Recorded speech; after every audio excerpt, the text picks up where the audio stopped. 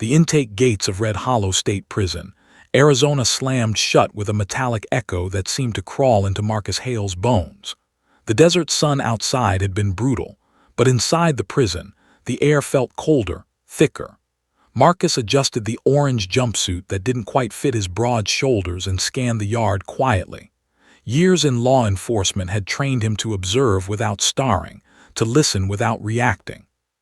But Red Hollow wasn't a place where silence kept you safe. "Fresh meat," someone muttered behind him. A group of inmates lounged near the wait area, their eyes sharp and amused. At the center stood Roy Chains Mallory, a lifer known across the prison for his cruelty. Tattoos crawled up his neck like warning signs. Chains smiled slowly when Marcus walked past. "You look calm for a dead man," Chains said. Marcus didn't respond. He kept walking, jaw tight. He knew the rules. First days were the most dangerous. Show fear and you were finished. Show strength too early and you became a target. Unfortunately, Chains had already decided. By evening, the whispers had spread. The guards were understaffed. The cameras near the old K-9 training wing, broken for weeks. Everyone knew it. That night, as Marcus returned from the mess hall, hands grabbed him from behind. Hard, fast. He fought instinctively, landing a solid elbow, but numbers overwhelmed him. Fists crashed into his ribs. Someone laughed. "Thought you were tough, huh?" Chains sneered. They dragged him across the yard toward a rusted gate marked K-9 Unit, Restricted. Marcus's heart pounded, not with fear but with disbelief.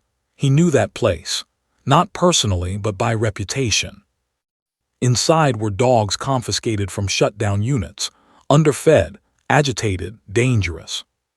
Chains leaned close, breath reeking of smoke. "Ever seen starving prison dogs up close?" he whispered. "They haven't eaten right in days."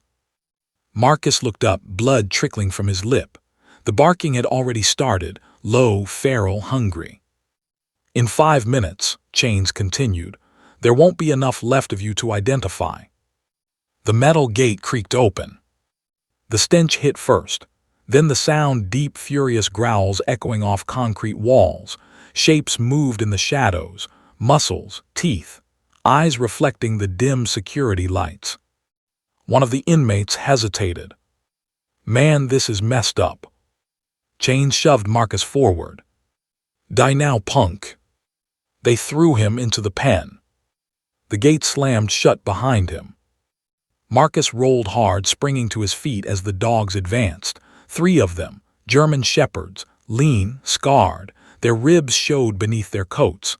Saliva dripped from exposed fangs. Around the fence, inmates pressed close, eager to watch. 10 seconds, someone yelled. Marcus raised his hand slowly, not in surrender but in something else. His breathing steadied, his eyes locked onto the lead dog. The animal froze. Its growl softened, then stopped. Chains frowned. "What the hell?" Marcus took 1 step forward and spoke, calm, firm, unmistakable. "Easy, Ranger, stand down." The yard fell silent. And for the first time that night, fear crept into the wrong faces. Marcus Hale stood in the center of the pen, eyes locked with Ranger, the lead German shepherd. The other dogs circled tensely, low growls vibrating through the concrete floor. But Marcus didn't flinch. Every movement, every tone of his voice carried authority. He wasn't just calm, he was in control. "Ranger, settle. Good boy," he said, his voice firm yet soothing. The lead dog paused, then slowly lowered its stance. The others followed, forming a tight semicircle, wagging tails slightly but keeping their ferocity in check. Marcus's heart rate normalized. Years of experience, decades working with K-9 units across the Southwest, kicked in instinctively. These weren't just trained dogs, they were his partners. Each one recognized him instantly, even after months apart. Chains Mallory's face twisted in disbelief. How is this possible?" he shouted, stepping closer to the fence. The inmates froze, realizing for the first time that Marcus wasn't just any prisoner. He was something far more dangerous. someone they had underestimated completely. Marcus didn't respond. Instead, he moved slowly, deliberately, toward the gate. Ranger padded beside him, the other dogs forming a protective wedge. With a flick of his hand, Marcus signaled, and the dogs backed up slightly but remained alert, eyes locked on anyone who might try to intervene. Chains and his crew retreated nervously. You can't do that," one muttered. Marcus's gaze swept over the pen, taking in the scowls and shaking heads. "I don't want trouble," he said quietly, but every word carried weight. "Step back, or the situation escalates." The prison yard was silent except for the occasional snarl of a dog and the distant hum of fluorescent lights. Then the impossible happened. Ranger barked once sharply, not in aggression but in command. Marcus nodded. The dogs obediently regrouped, sitting and lying down, a perfect display of disciplined restraint. Chains stammered, "Why you're the handler, the one who trained these dogs." Marcus finally looked at him fully, expression calm but unwavering. "Yes, and you just threw yourself into a pen with dogs you didn't understand. Now you see the consequences." Other inmates whispered among themselves, fear and respect mixing in equal parts. The tables had turned in seconds. Marcus, who had entered the prison quietly, now stood untouchable, not just because of his strength, but because of the bond and respect he commanded from the dogs. A guard finally arrived, opening the outer gate, confusion etched across his face. "What's going on in here?" Marcus stepped toward the gate, gesturing for the dogs to follow. Ranger and the others filed out obediently, tails high, still watching the inmates like hawks.